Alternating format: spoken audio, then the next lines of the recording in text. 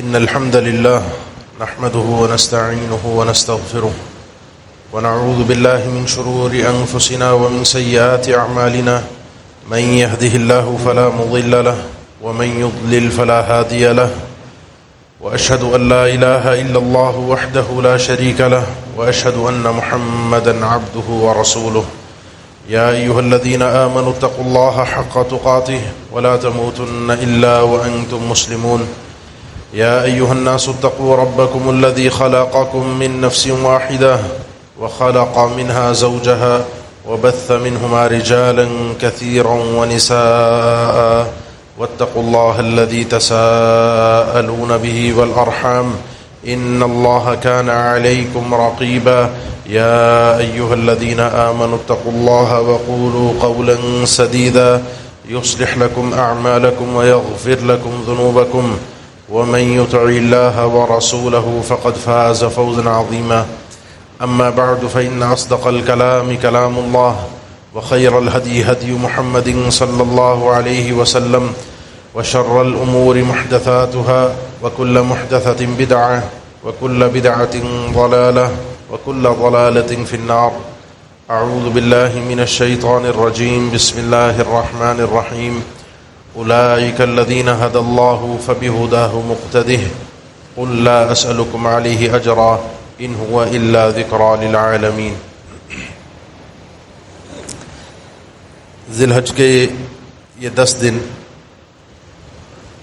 جن میں کی گئی کوئی بھی نیکی اللہ تعالیٰ کی بارگاہ میں بہت ہی محبوب اور معظم ٹھہرتی ہے عام دنوں کی بنسبت۔ یہ ترغیب ہے ان 10 دنوں میں کہ بندہ اللہ تعالیٰ کا قرب حاصل کرنے کے لیے پوری کوشش کرے۔ یوم عرفہ ایک فضیلت والا دن، جس دن اللہ تعالیٰ آسمان دنیا پر آتا ہے اور پورے سال کے کسی دن کو یہ فضیلت حاصل نہیں ہے، البتہ ہر رات میں رب العالمین کا نزول ہوتا ہے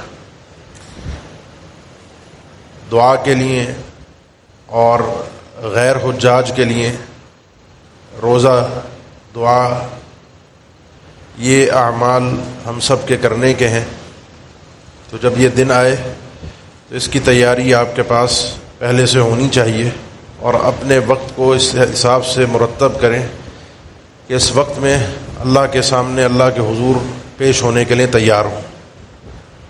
اپنی خصوصی التجاؤں کو، معاملات کو، دعاؤں کو، مسائل کو یاد کر کے چن کر اور اس گھڑی میں اللہ کے سامنے بڑے ہی آہوزاری کے ساتھ، بڑے ہی دل کے اخلاص کے ساتھ اللہ کے سامنے پیش کریں۔ 10 تاریخ جو کہ یوم النحر، ان 10 دنوں کا آخری دن ہے۔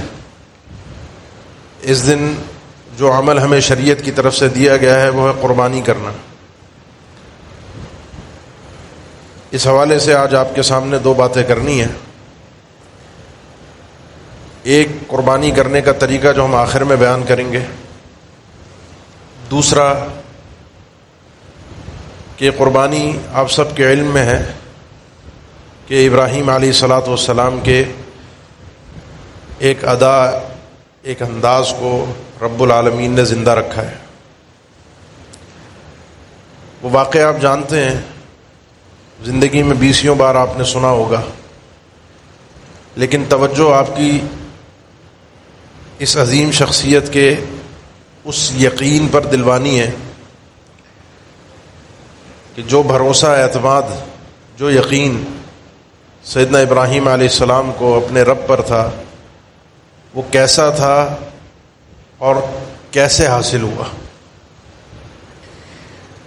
یہ وہ شخصیت ہے کہ اللہ تعالیٰ نے ان کو اکیلے کو چنا۔ ان ابراہیم کان امۃ قانتا للہ حنیفا ولم یک من المشرکین۔ جس معاشرے میں انہوں نے آنکھ کھولی سب شرک تھا، آس پاس سب مشرکانہ ماحول تھا، کوئی اللہ کی توحید کو سمجھنے والا تھا ہی نہیں کہ ایک اللہ ہے جس نے پیدا کیا ہے، ایک اللہ ہے جس کی عبادت کرنی ہے، ایک اللہ ہے جو میرا مشکل کشا ہے، ایک ہی اللہ ہے جس سے میں نے ڈرنا ہے، وہی اللہ ہے جس سے میں نے سب سے بڑھ کر محبت کرنی ہے۔ کوئی نہیں تھا. وَلَقَدْ آتَيْنَا إِبْرَاهِيمَ رُشْدَهُ مِنْ قَبْلُ وَكُنَّا بِهِ عَالِمِينَ. ابراہیم علیہ السلام کو یہ عقل مندی، یہ رشد و ہدایت، یہ سمجھداری، یہ اللہ نے اپنی معرفت، اللہ نے فرمایا ہم نے پہلے ہی عطا کر دی تھی. یہ اللہ کا اختیار ہوتا ہے. کسی کو توحید کی دولت کا مل جانا یہ رب العالمین کی توفیق الہی ہے خاص. اگر مل جائے تو اس پہ اللہ کا خاص شکریہ بھی ادا کرنا بندے پر فرض بنتا ہے. اب یہ اکیلے اٹھے، اکیلے قوم کے سامنے کھڑے ہوئے. اب پوری قوم اکیلا بندہ. لوگوں کو پتہ بھی ہے کہ انہوں نے اپنی دعوت کا آغاز کیا اور سب سے پہلے اپنے گھر سے کیا، اپنے والد کے سامنے. اپنے والد سے بڑے پیار محبت سے گفتگو کی، اپنے والد کو سمجھایا، جو کہ سورہ مریم میں رب العالمین نے ذکر کیا. تفصیل وہ ایک الگ مضمون ہے، بڑا جاندار اور بڑا دل کو جھنجھوڑنے والا یہ مضمون ہے جو ابراہیم علیہ السلام کا اپنے والد سے مکالمہ ہے. والد نے بات نہیں سنی، چھوڑنے پر مجبور ہو گئے اور چھوڑ دیا. والد نے نکال دیا. لئن لم تنتهِ لأرجمنك واهجرني مليا قال سلام عليك سأستغفر لك ربي إنه كان بي حفيا. والد نے کہا کہ یہ جو باتیں تم کر رہے ہو، ایک اللہ کی عبادت کر رہی ہیں، اللہ کی طرف تمہاری طرف سے وحی آئی ہے، شیطان کی عبادت نہ کرو. یہ باتیں اگر کرنے سے تم باز نہ آئے تو میں تمہیں پتھر مار مار کے مار دوں گا، ہلاک کر دوں گا، ختم کر دوں گا، جان لے لوں گا. جاؤ یہاں سے چلے جاؤ مجھے چھوڑ کے. وَاهْجُرْنِي مَلِيًّا قَالَ سَلَامٌ عَلَيْكَ. والد نے جب اپنی بس کر دی تو انہوں نے بھی آگے اب الجھنا، دلائل دینا، گفتگو کرنا، بحث بازی کرنا مناسب نہیں سمجھا. والد کو چھوڑ گئے سلامتی کی دعا دے کر. اس کے بعد اللہ تعالیٰ نے قوم کے ذریعے سے آگ میں ڈلوایا. اس میں بھی عجیب یقین تھا، عجیب رب العالمین پر اعتماد تھا. اس سارے بت کھڑے ہوئے ہیں اور قوم کو سمجھا دیا زبان سے، نہیں سمجھے. اب انہوں نے کہا کہ اس قوم کو سمجھانا چاہیے عمل سے. قوم کی عید کا دن تھا، میلے کے لیے انہوں نے جانا تھا. سورہ انبیاء میں رب العالمین نے ذکر فرمایا ہے قوم نکلی وَتَاللَّهِ لَأَكِيدَنَّ أَصْنَامَكُمْ بَعْدَ أَن تُوَلُّوا مُدْبِرِينَ فَجَعَلَهُمْ جُذَاذًا إِلَّا كَبِيرًا لَهُمْ لَعَلَّهُمْ إِلَيْهِ يَرْجِعُونَ. قوم گئی، قوم سے کہا بھی کہ میں تمہارے یہ جو جس کو تم پوچھتے ہو تمہارے خداؤں کو، ان کا دیکھو میں کیا حال کرتا ہوں. اور ٹکڑے ٹکڑے کر کے رکھ دیا. إِلَّا كَبِيرًا لَهُمْ لَعَلَّهُمْ إِلَيْهِ يَرْجِعُونَ. ایک بڑے بت کو چھوڑ دیا، وہ بھی درس کے لیے، سمجھانے کے لیے. اور سورہ صافات میں رب العالمین نے ذکر کیا، اور یہ بھی بڑا جملہ شخصیت کا عجیب ہے. قرآن مجید میں ان کے اس جملے کو رب العالمین نے دو جگہ دو مختلف انداز میں ذکر کیا ہے. قال الا تاکلون ما لکم لا تنطقون. یہ الا تاکلون، کھا کیوں نہیں رہے. یہ جملہ انہوں نے بتوں کو بھی کہا. پتھر کی مورتیاں تھی، ظاہر سی بات، پتھر، جمادات، حس، سمجھداری، کوئی شعور ان میں نہیں تھا. تو ان کی تضحیق کے لیے، ان کے عجز کے لیے، کہ جن کو لوگ خدا سمجھتے ہیں، جن کو لوگ اپنا معبود سمجھتے ہیں کہ ہماری ضرورتوں کو پورا کرتے ہیں، ہماری مشکل میں کام آتے ہیں، ہمارے نفع نقصان کے مالک ہیں، تم خود کھا کر، لوگ تمہیں نذرانے دے رہے ہیں تو تم کھا کر دکھاؤ، کھا کیوں نہیں رہے. اور یہی جملہ انہوں نے فرشتوں سے بھی کہا تھا. ابراہیم علیہ السلام نے قال الا تاکلون. جملہ ایک ہی ہے لیکن انداز، لب و لہجہ اور بات کے معنی کے اندر زمین آسمان کا فرق ہے. ان کو کہا تھا ان کی تذلیل کے لیے، بتوں کو. اور فرشتے جب آئے تھے ان کو معلوم نہیں تھا فرشتے ہیں. دیکھا ایک انجان لوگ ہیں. پہلے زمانے میں آپ کو پتہ ہے آبادی کم تھی، چھوٹے علاقے، چھوٹی بستیاں. جو لوگ بستیوں میں رہتے ہیں، علاقے میں رہتے ہیں، محلے میں رہتے ہیں، آدمی ان سب کو جانتا ہے. اب یہ نئے چہرے ہیں، نئے لوگ ہیں، انجان لوگ ہیں، آئے ہیں، یقیناً مہمان ہیں. مصنف ابن ابی شیبہ کے اندر یہ الفاظ موجود ہیں کہ جس آدمی نے سب سے پہلے ضیافت کا حق ادا کیا وہ ابراہیم علیہ السلام تھے اس دنیا میں. ان کو بٹھایا، فجاء بعجل سمین، ایک بچڑا ذبح کیا، اس کو بھون کر لائے اور بھون کر ان کے سامنے لا کر پیش کیا. اور پیش کرنے کے بعد خود کہا کہ کھانا کیوں نہیں تناول فرما رہے. یعنی اس مقام پر سارے اہل سیر نے ذکر کیا ہے کہ مہمان نوازی کے سارے آداب اور طور طریقوں کو ابراہیم علیہ السلام نے امت کو سکھا دیا. اور رب العالمین نے بیان بھی کر دیا کہ مہمان سے پوچھا بھی نہیں جاتا، کیونکہ مہمان کی مہمان نوازی رب العالمین کے لیے کی جائے، اللہ کا حکم ہے۔ وہ واجبات، وہ خرچہ جو ایک انسان پر فرض ہے کرنا، ان فرائض میں سے ایک فرض یہ بھی ہے کہ مہمان کی مہمان نوازی کی جائے۔ موضوع الگ ہے، مہمان کی مہمان نوازی کرنا بندے پر فرض ہے، اس میں پوچھا نہیں جاتا۔ انہوں نے اپنی طرف سے جو چیز موقع کی مناسبت سے مہمان کے لیے ضروری تھی، کسی وقت مہمان کھانے کے وقت نہیں آتا، ایسے وقت پہ آتا ہے گرمی کے وقت شدت کی، تو اس وقت جو چیز مطلوب اور مقصود ہونی چاہیے مہمان کے لیے وہ آپ جانتے ہیں، پوچھنا نہیں ہے، وہ چیز پیش کر دینی ہے۔ وہ پیش کر دی، اور پیش کرنے کے بعد قریب رکھی۔ کھانے کی طرف اٹھ کر مہمان کو جانا نہیں پڑتا، مہمان نوازی کے آداب کے خلاف ہے کہ مہمان اٹھ کر جا کے کھانا نکالے، جیسے ہماری شادیوں میں ہوتا ہے۔ حرام نہیں ہے، گناہ نہیں ہے، لیکن مہمان کی عزت اور احترام اور توقیر اس میں کہ کھانا اس کے سامنے رکھا جائے، پیش کیا جائے۔ کھانا ان کے سامنے پیش کر کے پھر کہا، دعوت دی کہ کھانا کھائیے، اور مہمان کو بھی چاہیے جب تک ہاتھ نہ بڑھائے جب تک میزبان کھانے کی دعوت نہ دے۔ قال الا تاکلون، پھر پتہ چلا کہ یہ تو کھانا کھا ہی نہیں سکتے، یہ وہ مخلوق ہی نہیں ہے۔ اب وہ بچھڑا ذبح کر دیا پورا، وہ بھون کر لے آئے، سامنے رکھ دیا، مہمان نے نہیں کھایا۔ مقصود کیا تھا؟ مقصود یہ تھا کہ اللہ سے اجر لینا ہے، وہ مل گیا۔ مہمان کھائے یا نہ کھائے، اللہ سے جو اجر لینا ہے مہمان نوازی کا وہ انسان کو مل گیا۔ اگر انسان کے عمل میں ہر چیز میں سوچ رب العالمین ہو کہ اللہ کو راضی کر رہا ہے، تو انسان کے حرکات اور تصرفات میں خود بخود آپ تبدیلی محسوس کریں گے۔ پھر وہ کسی کی چاہت، کسی کی رضا، کسی کی خوشنودی، کسی کی چاپلوسی اپنے سامنے نہیں رکھتا۔ اس نے صرف رب کو راضی کرنا ہوتا ہے، چاہے اس میں اس کی اپنی جیب کا کتنا نقصان بظاہر اس کو لگ کیوں نہ رہا ہو، کیونکہ یہ جو بظاہر نقصان ہے یہ آخرت کا فائدہ ہے، جو کہ حقیقت میں نقصان نہیں ہے۔ ان بتوں کو توڑا انہوں نے، ایک بت کو چھوڑ دیا، قوم واپس آئی، کس نے کیا یہ کام؟ کہا یہ بڑے نے توڑا، ان کی آپس میں لڑائی ہو گئی تھی، اس بڑے نے چھوٹوں کو توڑ دیا، وہ خود ہکا بکا رہ گیا، یہ کیسے توڑ سکتا ہے، تو ہل ہی نہیں سکتا۔ ایک دوسرے کی طرف دیکھنے لگے۔ سورہ انبیاء میں رب العالمین نے تفصیل کے ساتھ ذکر کیا ہے۔ اس موقع پر ابراہیم علیہ السلام نے پورے یقین اور دھڑلے کے ساتھ اللہ تعالیٰ کی توحید کو پیش کیا، ایک اللہ ہے، یہ نہیں ہے اف لکم لما تعبدون من دون اللہ، اللہ کو چھوڑ کر جن کی تم عبادت کر رہے ہو، افسوس اور ڈوب مرنے کا مقام ہے۔ ان کو پوج رہے ہو، یہ تمہارے نفع نقصان کے مالک بنے بیٹھے ہیں، پتھر کی مورتیاں، یہ تمہیں کچھ دیں گے، یہ تمہارے مالک ہیں، تمہاری عقل گھاس چرنے چلی گئی۔ اب قوم اور طیش میں آ گئی، کیونکہ وہ تو عملاً انہوں نے ثابت کر دیا کہ خدا نہیں ہے، خدا ہوتے، مالک ہوتے، رب ہوتے تو ان کے ساتھ یہ سلوک نہ ہوتا۔ مالک رب عاجز نہیں ہوتا، اس کو کوئی نیچا نہیں کر سکتا، اس کو کوئی زیر نہیں کر سکتا، اس کو کوئی ہرا نہیں سکتا۔ کہ اللہ کے وَانصُرُوا آلِهَتَكُمْ فَاعِلِينَ، ایک کام کرو، اس کو اٹھا کے آگ میں ڈالو اور سب کے سامنے ڈالو، کیونکہ اس نے سب کے سامنے ہمارے بے عزتی کی، ہمارے خداؤں کو توڑا ہے، اس کو سب کے سامنے آگ میں ڈالا جائے۔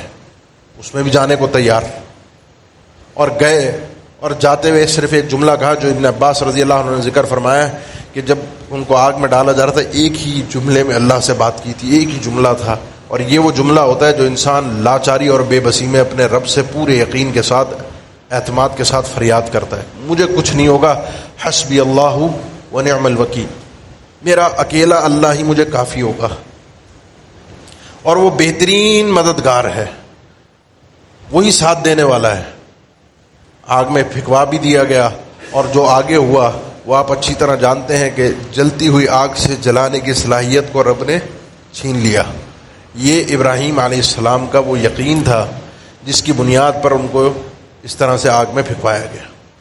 یہ ابراہیم علیہ السلام کا وہ یقین تھا کہ جب ان کو یہاں سے نکال دیا گیا، ان کے علاقے سے ان کو چھوڑ کے جانا پڑا، ہجرت کرنی پڑی، یہ بڑے کام پہلے ہیں ان کے۔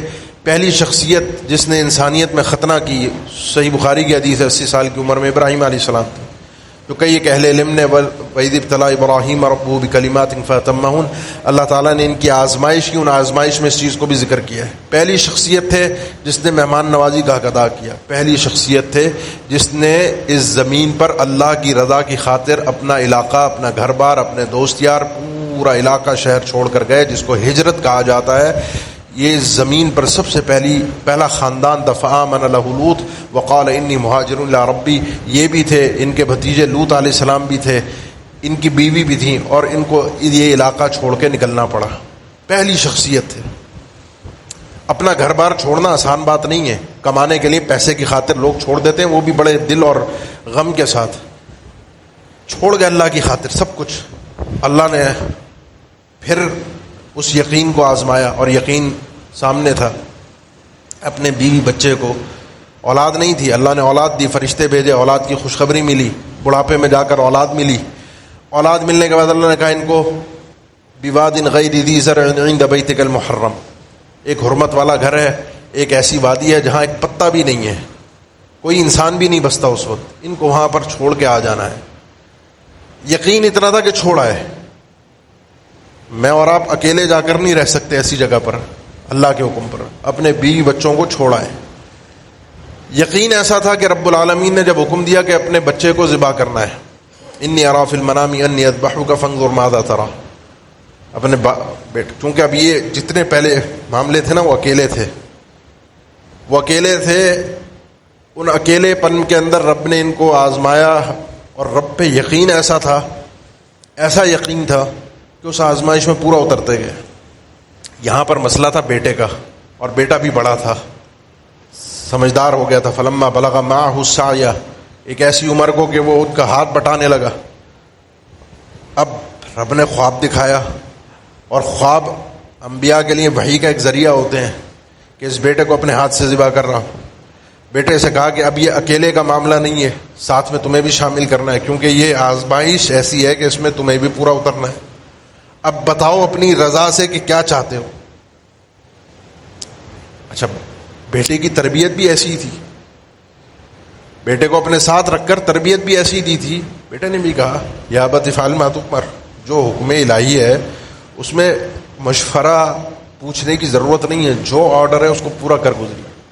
رہی بات میری تو ستجدونی انشاءاللہ من الصابرین، انشاءاللہ اللہ نے اگر میری مدد کی، اللہ نے اگر ہمت دی تو میں صابرین میں سے ہوں گا. مجھے آپ کسی موقع پر کسی میری کیفیت سے، میری حرکت سے، میری نگاہوں سے، میرے الفاظ سے، کسی بھی اسلوب سے آپ کو صبر کے خلاف کوئی چیز نظر نہیں آئے گی. کوئی شکوہ، کوئی شکایت، کوئی اعتراض کہیں نظر نہیں آئے گا.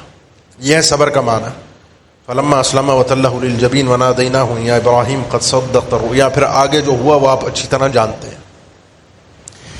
میں جس نقطے پر آپ کو لانا چاہ رہا ہوں اس شخصیت کا، وہ یہ ہے کہ یہ یقین آزمائشوں میں جو ہماری زندگی میں مفقود ہے، پریشانی، مصیبت، اور ایسی پریشانی، ایسی مصیبتیں جس میں اللہ نے خود ڈالا، خود اپنے لیے آزمایا. کیونکہ اللہ جس بندے کو اپنا بنانا چاہتا ہے اس کو کسی دوسرے کا ہونے نہیں دیتا، اس کو کسی دوسری چیز کے قریب جانے ہی نہیں دیتا. یہی چیز اگر آپ کو دیکھنی ہو اللہ کے نبی صلی اللہ علیہ وسلم کی زندگی میں تو آپ دیکھ سکتے ہیں جو انسان اللہ کے نبی صلی اللہ علیہ وسلم کے قریب آیا ہے وہ انسان آپ کے سامنے اس دنیا سے گیا ہے. اللہ نے کسی شخصیت کو، کسی انسان کو آپ کے ساتھ بڑے قلبی انداز میں جڑنے نہیں دیا، اور آپ کو واضح الفاظ میں فرما دیا وَمَا وَدَّعَكَ رَبُّكَ وَمَا قَلَىٰ وَلَلْآخِرَةُ خَيْرٌ لَكَ مِنَ الْأُولَىٰ. آپ کے پروردگار نے کبھی بھی آپ کو اکیلا نہیں چھوڑا تھا، آپ کو تنہا نہیں چھوڑا، بے یار و مددگار نہیں چھوڑا. بس یہ یاد رکھیے کہ وَلَلْآخِرَةُ خَيْرٌ لَكَ مِنَ الْأُولَىٰ. اس زمین پر رہتے ہوئے بھی جو اینڈ ہوگا آپ کا وہ بڑا بہترین ہوگا، اور آخرت تو ہے ہی آپ کی. یہ دنیا آپ کے لیے اللہ نے آپ کے لیے نہیں رکھی، کامیابیاں وہاں آپ کو ملیں گی. آپ کا رب نے ساتھ ایسا دیا الم یجد کہ یتیما فآویٰ. آپ جب پیدا ہوئے تھے تو والد نہیں تھا، آپ کو پورا پورا سہارا رب نے فراہم کیا. تھوڑے عرصے بعد والدہ بھی چلی گئی، پھر جس دادا نے سنبھالا تھوڑے عرصے بعد وہ بھی، جس چچا نے ساتھ دیا وہ بھی، جو بیوی پورے ہم اور غم کی پوری آپ کی ساتھی رہی، آپ کے ساتھ کھڑی رہی، 15-16 سال کی ایک زندگی اس خاتون نے، سیدہ خدیجہ رضی اللہ تعالیٰ عنہا نے آپ کے ساتھ گزاری، وہ بھی لے لی. اور اللہ کے نبی صلی اللہ علیہ وسلم وہ عام اس سال کوئی جس سال آپ کے چچا کا، آپ کی بیوی کا 3 دن کے وقفے سے اہل سیر نے ذکر کیا انتقال ہوا. 3 دن کا فرق تھا صرف. آپ ٹوٹ گئے تھے، اور اس سال کو سیرت کی تاریخ میں آپ کی زندگی کا غم کا سال کہا جاتا ہے. آپ بڑے ٹوٹے ہوئے تھے، اندر سے بڑے پریشان تھے، اور کئی موقعوں پر رب نے آپ کو تسلی دی ہے کہ ہم جانتے ہیں وَلَقَدْ نَعْلَمُ أَنَّكَ يَضِيقُ صَدْرُكَ بِمَا يَقُولُونَ فَسَبِّحْ بِحَمْدِ رَبِّكَ وَكُن مِّنَ السَّاجِدِينَ۔ ہمیں پتہ ہے، ہم اچھی طرح جانتے ہیں آپ کو بڑی تکلیف ہے اندر، آپ کو ان کے تانے باتیں، ان کی سازشیں مکاریاں آپ کو بڑا تنگ کر رہی ہیں۔ آپ بس یہ کیجئے کہ آپ اپنے رب کی تسبیح، اس کی تعریف کرتے رہیے اور اللہ کے سامنے جھکتے اور سجدہ کرتے رہیے، باقی ان کی پرواہ نہ کیجئے، ان سے رب نمٹ لے گا۔ یہ یقین کی معراج کہلاتی ہے۔ اللہ تعالیٰ جس بندے کو اپنا بناتا ہے اس کو پوری طرح جھنجھوڑتا ہے، پوری طرح کھنگالتا ہے، پورا اس کو صاف کرتا ہے رب العالمین اندر سے، اور یقین بھی پھر ویسے ہی دیتا ہے کہ جب وہ آزمائش میں مبتلا ہوگا اس وقت رب العالمین اس کو اپنے اوپر بھروسہ اور اعتماد بھی دے گا۔ جس بندے کو نصیب ہو جاتا ہے، اور یہ جو ہمیں شخصیات ملی تاریخ میں جن کا تذکرہ، یہ دو شخصیات ہیں جن کو اللہ نے پھر اپنا خلیل قرار دیا۔ واتخذ اللہ ابراہیم خلیلا۔ خلیل ایسا ہوتا ہے کہ جس کے پاس ایک ہی دوستی ہوتی ہے، دوسرا کوئی دوست نہیں ہوتا۔ یہ اللہ کے دوست ہیں خلیل، اور انہوں نے بھی رب کو اپنا خلیل بنایا ہے کہ ان کے دل میں بھی کسی اور کے لیے کوئی جگہ نہیں ہے، صرف رب ہے اور کوئی نہیں ہے۔ آزمائشوں میں اپنی ذات سے، اپنے وجود سے، اپنے ماں باپ سے، اپنے علاقے سے، اپنے بیوی بچوں سے، اپنے جوان بیٹے سے، یہی زندگی شروع ہوتی ہے نا۔ میری جوانی ہے، قالوا سمعنا فتى يذكرهم يقال له ابراہیم، میری جوانی ہے، میری زندگی ہے، میرا گھر بار ہے، میرے رشتہ دار ہیں، میرا خاندان ہے، میرا کاروبار ہے، شادی ہو گئی، میری بیوی ہے، بچہ ہو گیا، میرے بیوی بچے ہیں، بیٹا جوان ہو گیا، میرا سہارا ہے۔ میری زندگی کا کل خلاصہ یہی ہے، میرے ہوش سنبھالنے سے لے کر بڑھاپے تک کا۔ اس ایک ایک لمحے میں رب نے ان کو آزمایا ہے، اور ایک ایک لمحے میں وہ شخصیت نے اپنے آپ کو اللہ کے سامنے کامیاب کروایا ہے توفیق الہی سے۔ اب وہ سوال آتا ہے کہ یقین آیا کہاں سے؟ سوال یہ ہے، یقین آیا کہاں سے؟ یقین تو آپ نے دیکھ لیا، جہاں آزمائش میں گھسے، جس جگہ پہنچے، وہاں اللہ پر ایسا یقین کہ غیر متزلزل، کوئی 1.1% بھی کوئی شک کی گنجائش نہیں ہے۔ سوچیں، ہمارے پاس بھی مسائل آتے ہیں، ہم تو دنیا کے مسئلوں کے اندر ہی گرے ہوئے، کبھی دین کی خاطر قربانی دینا وہ تو ہم سوچتے بھی نہیں۔ میں اپنی بات کر رہا ہوں، کبھی دین کی خاطر قربانی دینے کا ہم سوچتے نہیں۔ ہم تو ہمارے مسائل، سارے معاملات، چیزیں، پریشانیاں، الجھنیں ساری دنیا ہے، سارے دنیا کے معاملات رونے اپنے لے کے اللہ کے سامنے بیٹھتے ہیں۔ کبھی کوئی اللہ کی خاطر قربانی دینا، اس کے اوپر راضی ہونا، اللہ کے سامنے خوش ہونا کہ اللہ نے میری اس قربانی کو قبول کیا، اللہ نے مجھے اپنے دین کے لیے استعمال کیا، وہ تو ہے ہی نہیں ہماری زندگی۔ 24 گھنٹے میں کتنا وقت دیتے ہیں اللہ کے دین کی مدد، اور اپنے لیے نہیں، اپنی تلاوت نہیں، اپنی نماز نہیں، اپنا روزہ نہیں، اللہ کے دین کی مدد اور نصرت اور تقویت کے لیے کہ دین اللہ کا آگے پہنچے، یہ پیغام آگے پہنچے۔ کتنا وقت دیتے ہیں 24 گھنٹے میں، مہینے میں، سال میں؟ اس پر آزمائش اس شخصیت کو ملی، ذات پر نہیں ملی، اور اس بندے نے اس آزمائش پر پورا اتر کے دکھایا۔ یہ یقین آتا ہے جب انسان کو اللہ کی سچی اور صحیح معرفت حاصل ہوتی ہے، اللہ ہے کون، اور پھر اس توحید کی خاطر وہ انسان اٹھ کھڑا ہو۔ وَكَذَلِكَ نُرِي إِبْرَاهِيمَ مَلَكُوتَ السَّمَاوَاتِ وَالْأَرْضِ وَلِيَكُونَ مِنَ الْمُوقِنِينَ۔ ابراہیم علیہ السلام کو اللہ نے یقین کیوں دیا؟ اللہ نے ذکر کہ وَلِيَكُونَ مِنَ الْمُوقِنِينَ، اللہ نے ان کو یقین والوں میں سے بنانا تھا۔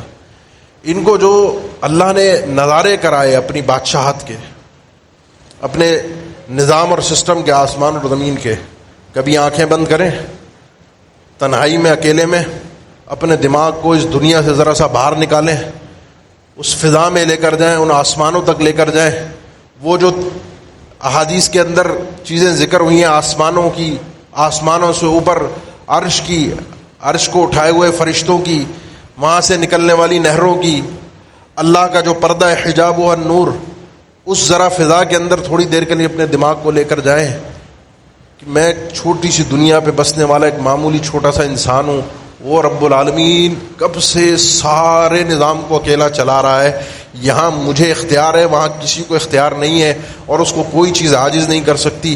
اللہ کی معرفت، غور و فکر میں انسان جب داخل ہوتا ہے، پھر وہ سمجھ جاتا ہے کہ یہ دنیا ساری کی ساری اللہ کے سامنے کوئی اوقات اور حیثیت نہیں رکھتی.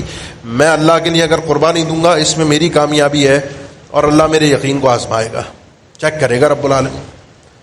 اللہ کی معرفت ایسی تھی کہ اللہ سے پھر ایک دن کہا بھی ربی ارینی کیف تحیی الموتیٰ، اللہ مردوں کو تو زندہ کرتا ہے، میں دیکھنا چاہتا ہوں یہ مردے زندہ کیسے ہوتے ہیں، کیسے ہوتے ہیں، بس یہ کیسے دیکھنا تھا. اللہ تعالیٰ نے پوچھا ولم تؤمن، بھائی ایمان نہیں ہے، مانتے نہیں ہو کیا؟ کہنے لگے اللہ مانتا تو ہوں، ایمان ہے، لیکن جب انسان اپنی آنکھوں سے دیکھ لیتا ہے کہ واقعتاً مارنے کے بعد رب دوبارہ زندہ کرتا ہے، اپنی آنکھوں سے دیکھتا ہے، تو دل مطمئن ہو جاتا ہے. کوئی چیز پھر مجھے مار نہیں سکتی جب تک رب کا فیصلہ نہ ہو، اور مار بھی دے تو رب دوبارہ زندہ کر دے گا. آگ میں جانے کے بعد بھی مار نہیں سکتی، آگ جلا نہیں سکتی، اور جلا بھی دے تو رب دوبارہ زندہ کر دے گا. میرا دل، میں اپنے دل کو مطمئن کرنا چاہتا ہوں. بیٹے کی گردن پر چھری چلا دوں گا، بیٹا اگر مر بھی گیا تو رب دوبارہ زندہ کرنے والا ہے. وَلَٰكِن لِيَطْمَئِنَّ قَلْبِي، میرا دل کو اطمینان ہو جائے گا، ایک دفعہ دیکھ لوں بس یقین پورا ہے. پھر اللہ تعالیٰ نے کہا کہ ٹھیک ہے 4 پرندے لو، ان نے اپنے آپ سے مانوس کرو، فَخُذْ أَرْبَعَةً مِّنَ الطَّيْرِ فَصُرْهُنَّ إِلَيْكَ، ان کو اپنے آپ سے پوری طرح مانوس کرو، ان کو کاٹ دو، مار دو، ان کے ٹکڑے ٹکڑے الگ الگ کر کے مکس کر کے 4 الگ الگ جگہوں کے اوپر، اونچی پہاڑی کے اوپر یا اونچی جگہوں کے اوپر رکھ دو، اور پھر ان کو اپنی طرف دوبارہ آواز دو، جس آواز سے تم سے مانوس تھے ان کو آواز دو گے، وہ دوبارہ ان کے اعضاء نکلیں گے، اٹھیں گے، جڑ کر تمہارے سامنے اڑتا ہوا پرندہ دوبارہ زندہ ہو کر آئے گا. اور ایسا ہوا. یہ اللہ کی معرفت، اور پھر اس کے چند مشاہدات. جب انسان کوشش کرتا ہے اللہ مشاہدات بندے کو دکھائی دیتا ہے. جب بندہ مشاہدہ کر لیتا ہے پھر دنیا کی ساری طاقتیں، ساری چیزیں، سارے معاملات اس کو معمولی اور ہیچ نظر آتے ہیں. اس لیے آغاز اپنا کیجیے اپنی زندگی کا اللہ کی توحید سے. اس دنیا میں کچھ نہیں ہے، سب چیزیں میرے اور آپ کے علاوہ، ہم جو بااختیار لوگ ہیں نا، ہمارے علاوہ سب چیزیں اللہ کی تسبیح اور تعریف میں مگن ہیں. وَإِن مِّن شَيْءٍ إِلَّا يُسَبِّحُ بِحَمْدِهِ يُسَبِّحُ لِلَّهِ مَا فِي السَّمَاوَاتِ وَمَا فِي الْأَرْضِ سَبَّحَ لِلَّهِ مَا فِي السَّمَاوَاتِ وَالْأَرْضِ الْحَمْدُ لِلَّهِ الَّذِي. یہ کئی صورتوں کی ابتدا اللہ نے اس تسبیح اور اس حمد سے کی ہے کہ ساری کائنات، فرشتے کیا ہوں، فضا کیا ہو، یہ ستارے کیا ہوں، یہ اللہ کی دیگر مخلوق کیا ہو، پرندے کیا ہوں، سمندر کی مچھلیاں کیا ہوں، جانور کیا ہوں، یہ سب اللہ کی تسبیح اور تعریف میں مگن ہوتے ہیں. تمہیں سمجھ میں نہیں آئے گا یہ تسبیح کر کیسے رہے. بس میں اور آپ ہیں جن کو اللہ نے اختیار دیا ہے. اور اس اختیار کے بعد جب میں اللہ کی تسبیح اور تعریف کو آواز بلند کہتا ہوں، یہ چیز اللہ کو بڑی پسند آتی ہے.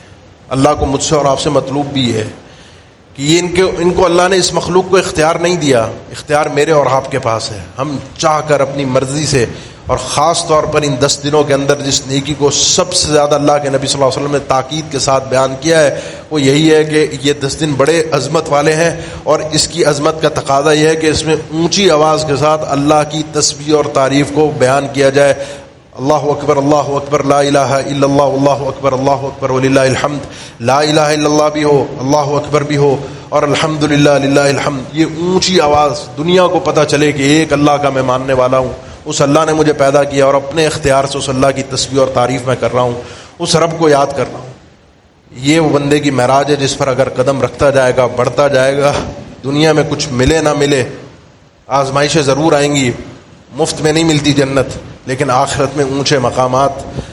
ان انبیاء کی سیرت پر چلنے والا بن جائے گا جن کے لیے اللہ تعالیٰ نے 18 انبیاء کا نام ذکر کیا سورۃ الانعام میں. اور اللہ کے نبی صلی اللہ علیہ وسلم کو فرمایا اولئک الذین ھدی اللہ فبہداہ مقتدی. یہ وہ لوگ ہیں جن کو اللہ نے اپنی رہنمائی دی، اپنی معرفت دی، ہدایت دی. آپ بھی انہی کے نقش قدم پر، اسی ہدایت پر چلیے. وہ راستہ پورے انبیاء کا واضح ہے. ابراہیم علیہ السلام ابو الانبیاء ٹھہرے. اللہ نے ایسا مقام دیا کہ آپ کے بعد، ابراہیم علیہ السلام کے بعد، اس زمین پر انسانیت میں اگر کوئی نبی آیا ہے تو ابراہیم علیہ السلام کی نسل سے آیا ہے. آپ کی اولاد سے باہر کوئی نبی اللہ نے نہیں بھیجا. وجعلنا فی ذریتہ النبوۃ والکتاب.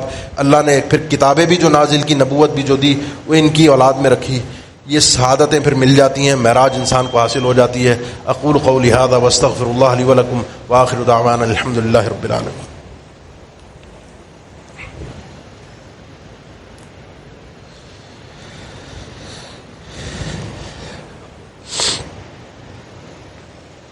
الحمد لله على إحسانه والشكر له على توفيقه وامتنانه وأشهد أن لا إله إلا الله وحده لا شريك له تعظيما لشأنه وأشهد أن محمدا عبده ورسوله الداعي إلى رضوانه صلى الله عليه وعلى آله وأصحابه وإخوانه وسلم تسليما كثيرا. أما بعد، جانور آپ خریدتے ہیں، اس کی ایک شرعی معتبر عمر ہے ہر جانور کی، مسنہ جس کو کہا جاتا ہے، جو بکرے اور دمبے بھیڑ وغیرہ کے اندر 1 سال کی عمر ہے، جس کے بعد وہ دوندہ ہو ہی جاتا ہے. عموماً گائے کے اندر 2 سال ہے اور اونٹ کے اندر 5 سال ہے. اس کی علامت اس کے 2 دانت کا ہونا ہے. وہ 2 دانت دیکھ کر ہی آپ لیجئے، یا 2 دانت اس بکرے نے اس گائے نے گرا دی ہوں اپنے کچے، وہ بھی مسنہ ہی شمار ہوتا ہے. بے عیب جانور ہو، لنگڑا نہ ہو، آنکھوں سے کانا نہ ہو، کانوں سے بہرا نہ ہو، اتنا لاغر نہ ہو کہ اس کے جسم کے اندر گودا ہی نہ ہو، ہڈیوں میں جان ہی نہ ہو. کانوں کو اس کے اچھی طرح چیک کریں. یہ سینگ تھوڑے بہت ٹوٹے ہونا، تھوڑے بہت کانوں پر زخم کا ہونا، چرا ہونا، یہ جانوروں میں عام معمول کی بات ہے. اس میں کوئی ایسے حرج کی بات نہیں ہے. اگر سینگ پر سے کہیں سے کوئی معمولی سا جھڑا ہوا ہے، افضل کی طرف جائیں، لیکن اگر نہیں ملتا یا کسی نے خرید لیا ہے تو یہ قابل قبول ہے. جانور لانے کے بعد ذبح کرنا بڑے مختصر انداز میں ہر مسلمان کوشش کرے. جو جانور ذبح کرنے والا ہے، جو لایا ہے اپنا جانور، وہ اپنے ہاتھ سے ذبح کر لے. نہیں کر سکتا تو کوئی مسلمان ہی ذبح کرے گا. یا اہل کتاب کا ذبیحہ بھی حلال ہے، لیکن وہ اہل کتاب جو ایک اللہ کے نام پر ذبح کرتے ہوں، کیونکہ آج اہل کتاب میں بھی شرک پایا جاتا ہے. مسلمان اپنے ہاتھ سے جانور کو ذبح کرے گا. دوسرے نمبر پر جانور کو قبلہ رخ کرنا مستحب ہے. سیدنا عبداللہ ابن عمر اس جانور کا گوشت کھانا پسند نہیں کرتے تھے جس جانور کو قبلے کی رخ کر کے ذبح نہ کیا گیا ہو. فرض نہیں ہے، اس جانور کو لٹائیے اور اس کی جو گردن موڑ کر ہم کرتے ہیں ذبح کرنی ہے، وہ گردن جو مڑی ہوئی ہو وہ قبلے کی جانب ہو. جانور تھوڑا سا قبلے سے ہٹ کر ہوگا، ٹیڑھا لیٹا ہوگا، اس کو اس کی دائیں جانب سے لٹائیے اور اس کی گردن کو قبلہ رخ کیجیے جس طرف آپ نے چھری پھیرنی ہے. بسم اللہ، اللہ اکبر، اللہ کا نام لینا ضروری ہے، ماننا ضروری ہے، جہر ضروری ہے. اسی سے جانور حلال ہوتا ہے. جس جانور پر اللہ کا نام نہ لیا گیا، اللہ تعالیٰ نے قرآن مجید میں وَلَا تَأْكُلُوا مِمَّا لَمْ يُذْكَرِ اسْمُ اللَّهِ عَلَيْهِ وَإِنَّهُ لَفِسْقٌ، جس جانور کو ذبح کرتے ہوئے اللہ کا نام نہیں لیا گیا وہ جانور مت کھانا. اس کے بعد 2 چیزیں ہیں، اور وہ ہے جب جانور ذبح کرو، اللہ کے نبی صلی اللہ علیہ وسلم نے فرمایا إِنَّ اللَّهَ كَتَبَ الْإِحْسَانَ عَلَى كُلِّ شَيْءٍ. احسان کرنا، کسی پر بھلا کرنا، یہ اللہ نے ہر بندے پر فرض کیا، ہر چیز کے متعلق، اور ہر چیز پر احسان الگ الگ ہے. حتیٰ کہ آپ صلی اللہ علیہ وسلم نے فرمایا بھائی جب جانور کو ذبح کرو تو اس کو بھی عمدہ طریقے سے ذبح کرنا. اس کے سامنے چھری تیز کرنا یہ درست عمل نہیں ہے. چھری پہلے سے تیز کر کے لائے، اور چھری پوری تیز ہو تاکہ جلد سے جلد اس کی جان چھڑائی جائے، اس کی چھری پھیر کر اس کو راحت دی جائے، اس کو تکلیف نہ ہو کن چھری سے. جانور ذبح ہو رہا ہے اللہ کے نام پر، یہ قربانی ہے، یہ چڑھاوا ہے جو اللہ کے نام پر ہم دے رہے ہیں. اس کا گوشت بھی ہمارے لیے ہے. باقی 3 قسم کے جانور ہیں، بکرا ہے، دمبا ہے، گائے ہیں. ان کو لٹا کر ذبح کیا جاتا ہے. اونٹ ہے، اس کا مصنون طریقہ کھڑا کر کے اس کو نہر کیا جاتا ہے. کسی بھی جانور کو چاہے اس کو قتل کرنے کی اجازت ہے یا نہیں ہے، ہمیں اذیت دینے کی اجازت نہیں دی گئی، چاہے قتل بھی کر رہے ہوں. اسی لیے اہل علم کے فتوے ہیں کہ بعض اوقات آپ چوہے مارنے کے لیے گھر کے اندر وہ چپکنے والا یا کوئی مشین پکڑنے والی چھوٹی سی ہوتی ہے چوہوں کو پکڑنے کی، اس کو اگر رکھتے ہیں تو بار بار اس کو چیک کریں، ایسا نہ ہو کہ چوہا چپک جائے یا اس کے اندر پھنس جائے اور وہ اس اذیت میں مر جائے یا بھوک سے تڑپ تڑپ کے مر جائے اور آپ کو ہوش ہی نہ ہو. یہ بندے کے لیے جائز نہیں ہے. ایسا نہ ہو کہ بارگاہ الہی میں اس کی پکڑ ہو جائے. اس چوہے کو جس کو مارنے کا شریعت میں حکم ہے، اس کو بھی اذیت کے ساتھ مارنے کی اجازت نہیں ہے. تو یہ جو جانور جو ہم اللہ کی راہ میں ذبح کر رہے ہیں، ان کو اذیت دینا قطعی طور پہ حرام ہے.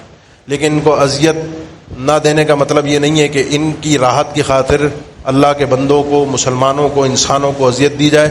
راستے میں باندھ کر، راستے میں ذبح کر کے ان کی گندگی، خون، ان کا اندر سے نکلنے والی غراضت کو کھلے عام سڑک پہ پھینک کر کہ جی ہم نے تو قربانی کی ہے، اب کوئی کچھ بول کر دکھائے، اس پہ ایسا گستاخ رسول اور گستاخ اسلام کا فتویٰ لگے گا کہ اس کو اپنی جان بچانا مشکل ہو جائے گا. یہ کہیں کا کوئی اسلام نہیں ہے. اللہ کے نبی صلی اللہ علیہ وسلم نے فرمایا یہ 2 چیزیں بندے کے لیے لعنت کا سبب بنتی ہیں، کہ جو آدمی خود اپنی گندگی بول و براز کر دیتا ہے لوگوں کے راستے میں یا لوگوں کی سائے دار جگہ پہ جہاں لوگ سائے کے لیے بیٹھتے ہیں، وہاں پر اپنی گندگی اگر کرتا ہے، جو گزرے گا لعنت دے کر گزرے گا. تو جانوروں کو باندھنے کے لیے جانوروں کو کھڑا کرنے کے لیے، جانوروں کو ذبح کرنے کے لیے ہمیں کسی مسلمان کو اذیت دینے کی اجازت نہیں دی گئی۔ اللہ تعالی ہماری عبادت کو عبادت ہی بنائے، لوگوں کے لیے اذیت اور ہمارے لیے آخرت میں پکڑ کا ذریعہ نہ بنے۔ اللہ تعالی ہم سب کو ہدایت عطا فرما دے۔ ان الحمد للہ نحمده ونستعینه ونستغفره ونعوذ باللہ من شرور انفسنا ومن سیئات اعمالنا من يهده الله فلا مضل له ومن يضلل فلا هادي له واشهد ان لا اله الا الله وحده لا شريك له واشهد ان محمدا عبده ورسوله اللهم صل على محمد وعلى ال محمد كما صليت على ابراهيم وعلى ال ابراهيم انك حميد مجيد اللهم بارك على محمد وعلى ال محمد كما باركت على ابراهيم وعلى ال ابراهيم انك حميد مجيد عباد الله ان الله يأمر بالعدل والاحسان وايتاء ذي القربى وينهى عن الفحشاء والمنكر والبغي يعظكم لعلكم تذكرون فاذكروا الله الجليل يذكركم واشكروه على آلائه ونعمه يزدكم ولذكر الله اكبر والله يعلم ما تصنعون